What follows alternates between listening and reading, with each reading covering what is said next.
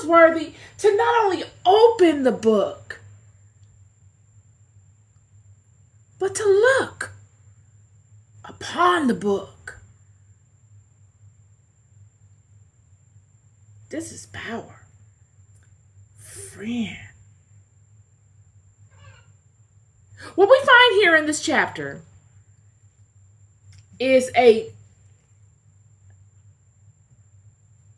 decision point, a turning point. We're at the reconciliatory space in the Bible, the book of Revelations, where it all comes together.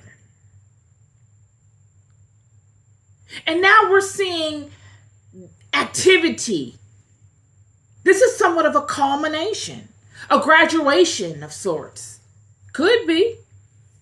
Or could be the deciding factor of if you passed or failed.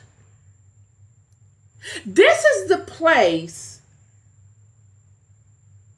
that decides what gates are open to move us to the next level. And a strong angel comes. Verse 1, and I saw in the right hand of him that sat on the throne a book written within and on the backside, sealed with 7 seals. And a strong angel saying, who is worthy to open the books and loose the seals thereof? It's up. He's saying, come one, come all. I want to see what you're working with. Right now, all of you that have represented this house, that have graced stages in the name of this God with might, many of you that grew up in systems wanting to be that projection all of your life, all of you that make up the body, that hold each other in judgment in waking life in local communities, and that speak either well or harshly of one another, that critique one another so much that you can't even move because you don't want to offend anybody. You can't post a song that has a certain tone to it, or they say a certain word, because now you're judged in a certain light. You can't wear a certain type of clothing because you're judged in a certain light. You can't befriend certain people because you're judged in a certain... All of you that have done all these things, come one, come all. I want to see you right here. Because now, all that you've done should be able to serve you, right? You were doing it because you yourselves have ascended to a level of mastery in which that you wanted to spread to other people so that they can ascend to. All of your actions were justifiable. You did them out of the goodness of your heart, out of love for your house, and out of love, most importantly, for the God within you. As an ambassador of such power, you did these things. It is you that I am saying, who is worthy to open the book and to loose the seals thereof?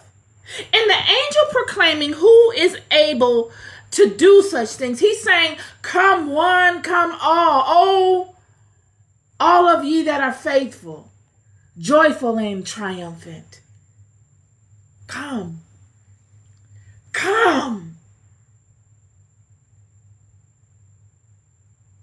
But listen, as soon as he says it, silence. You can hear a pin drop, friend. No movement. The Bible says in verse 3, and no man in heaven, nor the earth, neither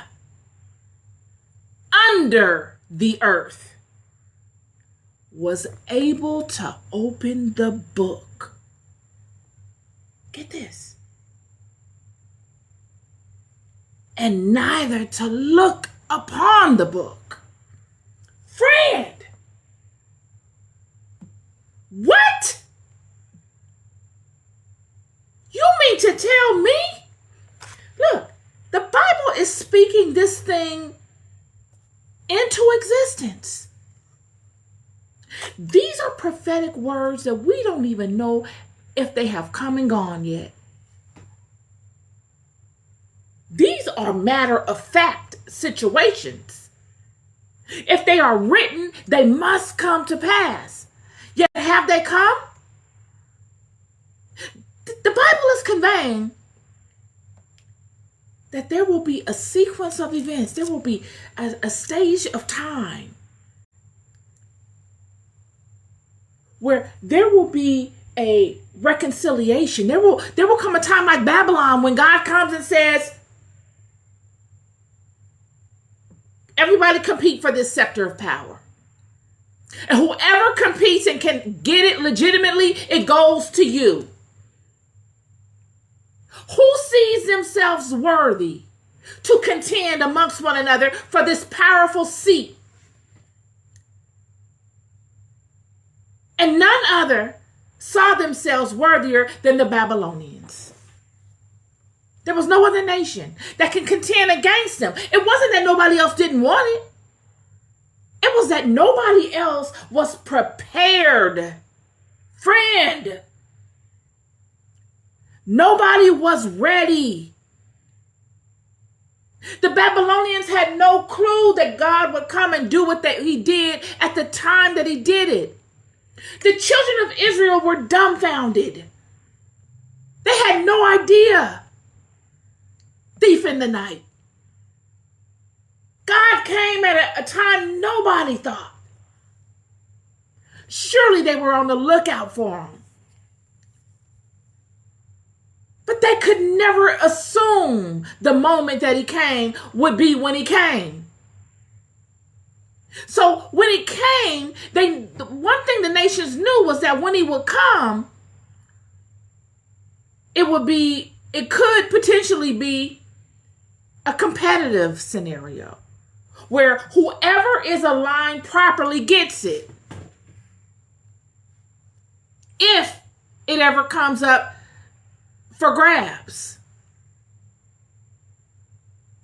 And the Babylonians would run their kingdom in a way as a lifestyle.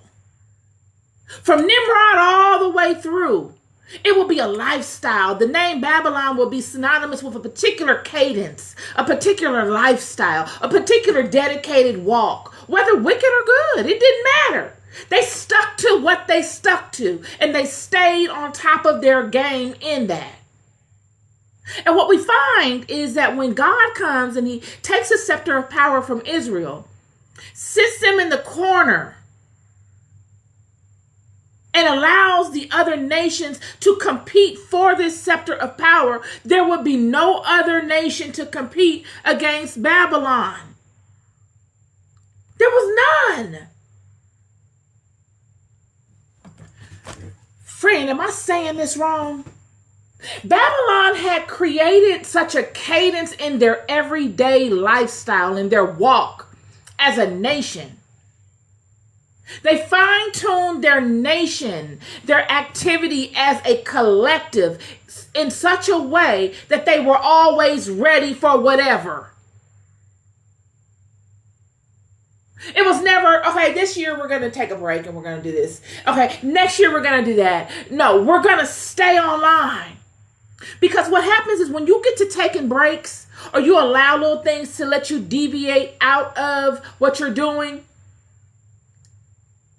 then that little thing begins to multiply. While you're trying to get that little thing together, here comes another thing, keeping you further out of alignment. It's harder to get back in. The stakes are high. Yet in Revelation, God says it's up. And the angel proclaims, is worthy to open this seal? It's as if this book of Revelation is a